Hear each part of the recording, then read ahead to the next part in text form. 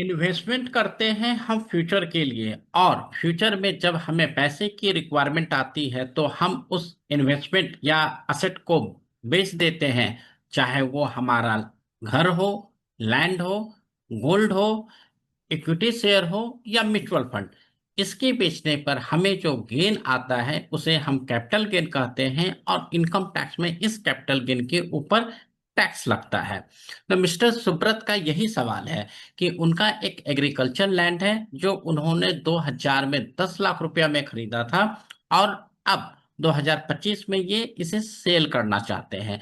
तो इनका सवाल है कि इनका कैपिटल गेन लायबिलिटी क्या होगा। और इन्होंने एक और जानकारी दी है कि उस लैंड का स्टाम्प वैल्यू अराउंड 40 लाख है, मतलब 40 लाख के आसपास में ये प्रॉपर्टी रजिस्टर्ड होगी। तो ये सारा प्रोसेस क्या होगा, इस पर हम जानने की कोशिश करेंगे। सवाल आपके जवाब हमारे सीरीज में हम आपके सवालों का जवाब देते हैं, चाहे वो बिजनेस से रिलेटेड हो, इनकम टैक्स से रिलेटेड हो, कंप्लायंस से हो, जीएसटी से हो, वेल्थ मैनेजमेंट से हो, पोर्टफोलियो ऑडिट से हो, या सक्सेशन प्लान से हो। तो मैं Manish Kumar Sinha cross business monitoring में आपका स्वागत करता हूं। और आज हम बात करेंगे कैपिटल गेन पर किस तरीके से टैक्स लगता है और कैसे आप टैक्स को अवॉइड कर सकते हो, बचा सकते हो टैक्स प्लानिंग के थ्रू। तो कैपिटल गेन, कैपिटल गेन मैंने शुरू में ही आपको बताया कि जब आपके पास कोई कैपिटल असेट हो तो उसको सेल करने पर अगर कोई प्रॉफिट होता है तो कैपिटल गेन होता है, और उस कैपिटल गेन के ऊपर हमें और आपको टैक्स देना होता है। कैपिटल एसेट क्या है? हम जब कहीं पर पैसा इन्वेस्ट करते हैं इस इंटेंशन के साथ कि हम इसे लॉन्ग टर्म के लिए रखेंगे, साल, 2 साल, 5 साल, 10 साल, मे बी हम उसे 2 महीने में भी बेच दें, लेकिन हमारा इंटेंशन था लॉन्ग टर्म के लिए रखना। ये असेट आपका गोल्ड हो सकता है, ज्वेलरी हो सकता है, इक्विटी शेयर्स हो सकता है, म्यूचुअल फंड हो सकता है, आपका लैंड हो सकता है, आपकी कोठी हो सकती है, आपका फ्लैट हो सकता है, तो आपकी पेंटिंग हो सकती है, कोई ऐसा आर्टिस्टिक पीस जो बहुत ही एंटिक है। तो इस तरीके से कोई भी असेट जो आप लॉन्ग टर्म के लिए होल्ड करके रखते हो और आप जब बेचते हो तो उस पर कैपिटल गेन आता है। कैपिटल गेन दो तरीके का होता है, एक शॉर्ट टर्म, एक long term. Short term capital gain होता है जिसे STCG भी कहते हैं।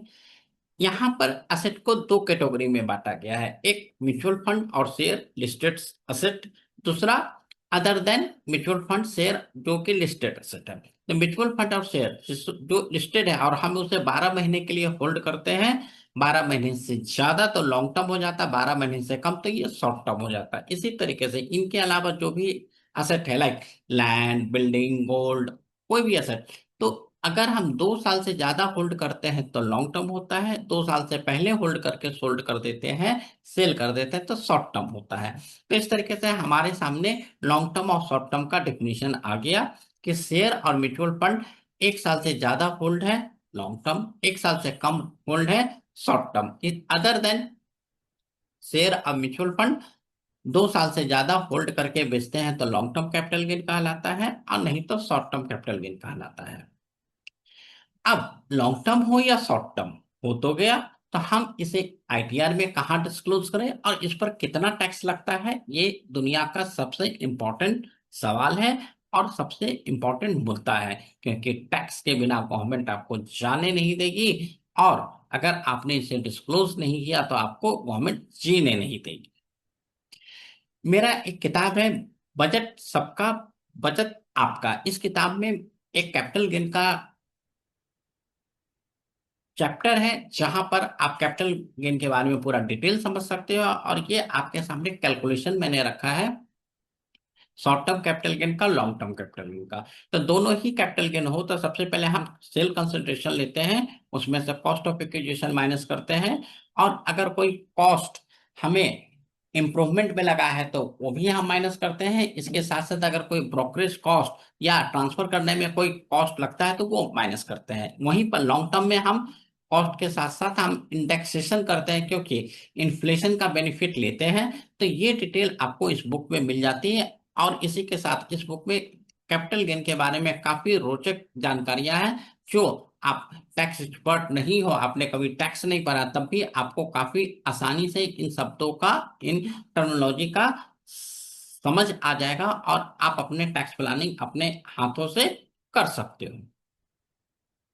तो मिस्टर सुब्रत के केस में सेल कंसिडरेशन 1.5 CR था। इनका कॉस्ट 10 लाख था, जो तो कि 2000 में खरीदा गया था। तो इस पर हम इंडेक्सेशन का बेनिफिट लेंगे। तो इंडेक्स करने के बाद ये 36,80,000 की कॉस्टिंग आती है, क्योंकि 24-25 फाइनेंशियल ईयर में इंडेक्सेशन 368 है। तो 10 लाख का 368 गुना हो जाता है 36,80,000। और ब्रोकरेज कॉस्ट 1 लाख का है। तो हमारा लॉन्ग टर्म कैपिटल गेन हो गया 1.5 करोड़ माइनस 36,80,000 माइनस 1 लाख। तो 1,12,20,000 हमारा लॉन्ग टर्म कैपिटल गेन हो गया। अब क्वेश्चन आता है कि हम इस पर टैक्स कैसे दें, ITR में डिस्क्लोज कैसे करें, और क्या हम कुछ टैक्स बचा सकते हैं, जो सबसे इंपॉर्टेंट सवाल हमारे सामने है। तो मिस्टर सुब्रत ने पहले ही कहा था कि इनका लैंड एग्रीकल्चर है। अगर आपका ये लैंड एग्रीकल्चर है तो आपकी कैपिटल गेन 1 रुपया हो, 200 करोड़ हो या 500 करोड़, आपको कोई टैक्स नहीं लगेगा। लेकिन अगर ये एग्रीकल्चर लैंड नहीं है तो आपको at the rate of the 20% या 12.5%, ये 20 और 12.5% क्या है ये मैं आपको बता देता हूँ। जब आप किसी भी कॉस्ट का इंडेक्स करते हो तो आपको 20% के रेट से टैक्स लगता है, और अगर आप उस सेल पर इंडेक्सेशन नहीं लगाते हो तो आपको 12.5% का टैक्स लगाता है।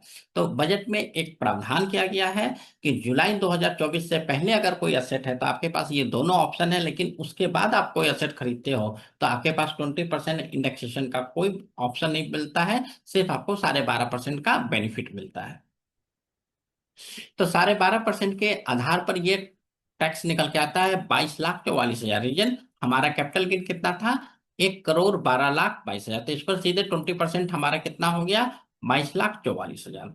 लेकिन अगर हम ये देखना चाहें कि 12.5% जहां पर हम कॉस्ट ऑफ इंडेक्सेशन नहीं ले तो हमारा क्या होगा, तो कॉस्ट ऑफ इंडेक्सेशन हम नहीं लेंगे तो कैपिटल गेन 12.5% लगेगा, और हमारा कैपिटल गेन होगा 1.5 करोड़ माइनस 10 लाख माइनस 1 लाख, 1,39,00,000। अब 1,39,00,000 पर हम 12.5% करते हैं तो टैक्स निकल के आता है 17,37,000। मतलब हम इस सिनेरियो में हम इंडेक्सेशन नहीं करें तो हमें कोई फर्क नहीं पड़ता, और हम विदाउट इंडेक्सेशन किए हुए भी 12.5% पर अच्छा खासा टैक्स 5 से 6 लाख रुपया हम बचा सकते हैं।